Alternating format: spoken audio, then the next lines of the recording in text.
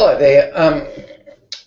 A few months ago, my partner and I went off. It was a very, very nice Sunday and quite cold Sunday morning. Went off to a Don Tolman talk. Now, anybody who knows Don would realise he's a pretty dynamic sort of speaker, and he's pretty amazing. And what I wanted to do is talk about one of the things he talked about, which was having an amazing life. He talks about food and all that sort of stuff, but I just wanted to bring together some of the things he said, which were really interesting. And it's the seven steps to having an amazing life and amazing health. It's so simple, this stuff. Now, it took my trip, my little sojourn into Don to put this list together as the way he did. So I'm acknowledging him, but also it's stuff that I've been teaching for a number of years. Not in the same guise, but the same sort of thing, and I never put them together the same way. But so these 7 things are, and I'll go through them slowly. You might want to make a little list. Get yourself a pen and make a little list of this. This is the simplest stuff that you'll ever come across, and once you put it together, your life will change. It's that simple. Okay. So number 1 is air.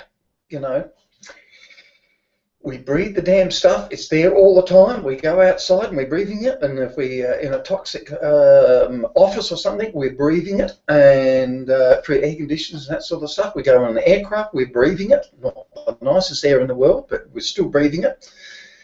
You've got to have air. Now, one of the most important places that you've got to have really good air is when you sleep, okay?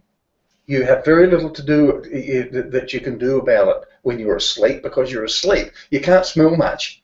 You know, it's not as though maybe a bit of smoke might wake you up if there's a fire or something. That's not going to happen. But if you're awake and you have a bit of a sniff, you'll go, oh yeah, I bet I have to get out of this, you know.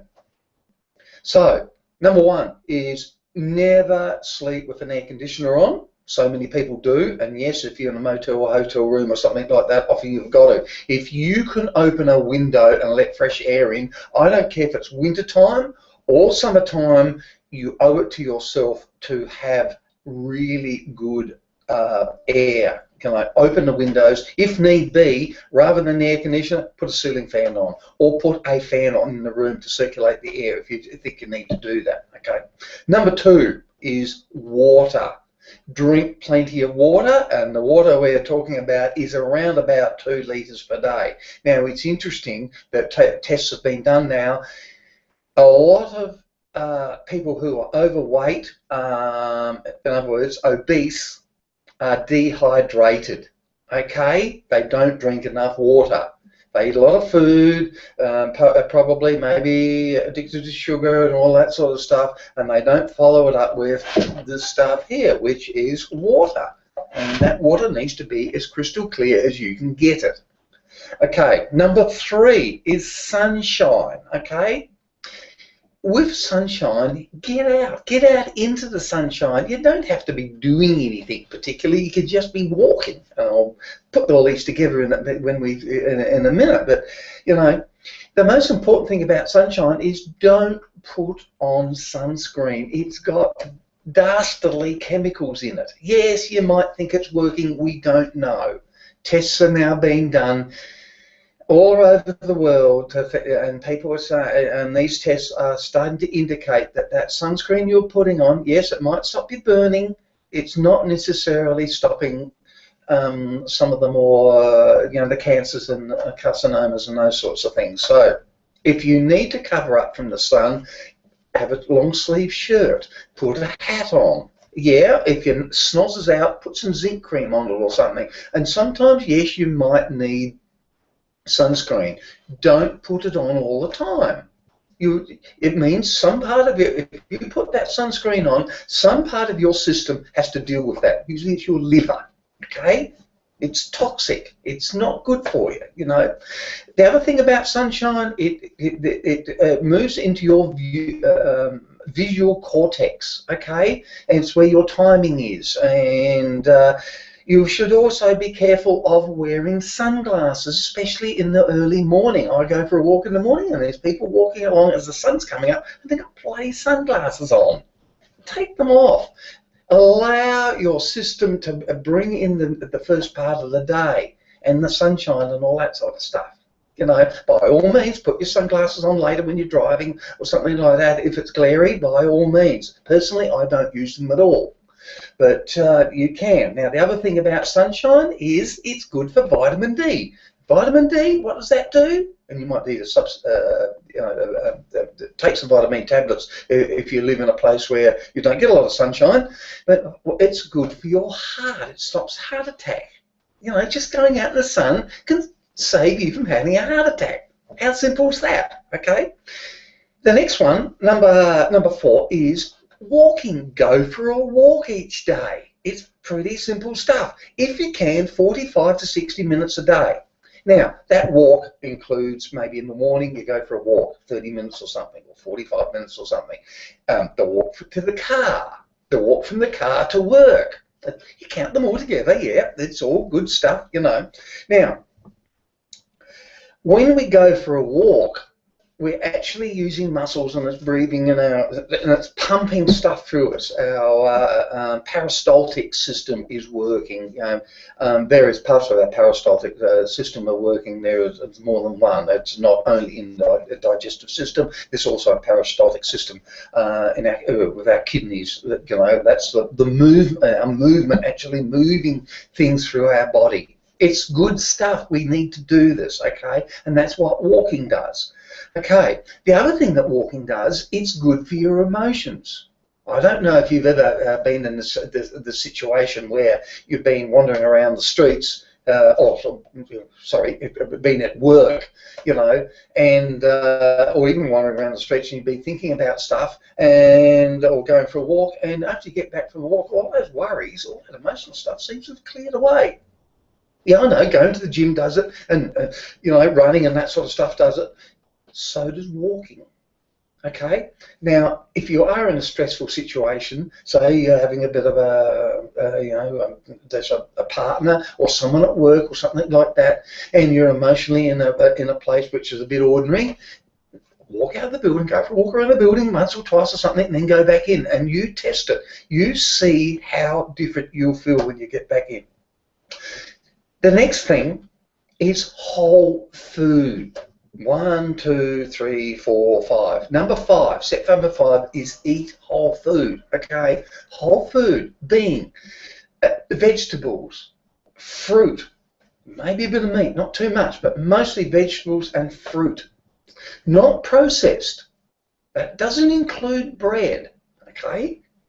I just had a piece of bread, yeah, and it also can include things like butter and maybe yogurt. Not too much, but mostly it's to do with vegetables, salad vegetables and other vegetables, you know. Walk around the house if you need to, if you're feeling a bit hungry, eat a carrot. Have 2 carrots, 3 carrots. I'll tell you what, it'll fix your eyesight. So, number 7 is whole food. Number 8 is your relationship. You need to have non-toxic relationships in your life. They're not hard. Now, all you need for a non-toxic relationship is show the love, baby. That's all you need to do.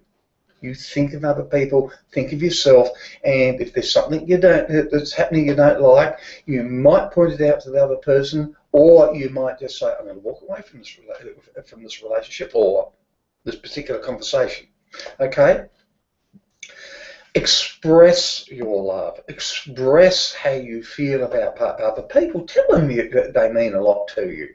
I was out having a walk and actual breakfast actually this morning with a really good friend from overseas, you know, and I told her I really liked our walk.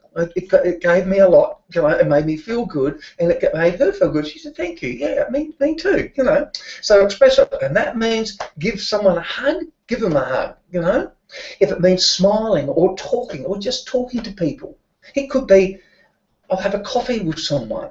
It could be, I'll go and have a couple of glasses of beer or a glass of wine with someone in a bar or a wine bar or something, or even your home, or visit someone and take a bottle of wine, sit down and chat and that sort of stuff, and get things out in the open. That's the non-toxic relationship thing. It's very simple.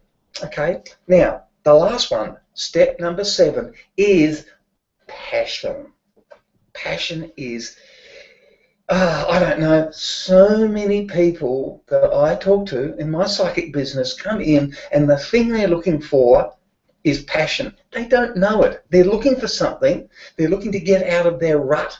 They're looking for some sort of validation in their life and this sort of stuff. Validation, maybe that they're on the right track or something like that. Yes, they're looking for that. That's one thing.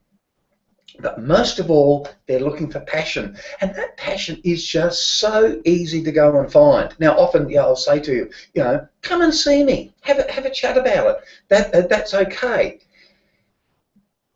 With passion, though, it's really, really important that you go and do it. Probably, if it's some activity or something, do it for an hour a week. It's your time. You owe it to yourself. It might be reading. Passionate about reading, yeah, that's fine. It might be rock climbing. It might be doing art or music. It might be just as simple as the radio's on and it's a song you like and you sing along to it, or you dance to it, or whatever. It doesn't matter. Have passion in your life. Be just revvy, It's fantastic. As I said, 1 hour per week. You owe this to yourself, okay?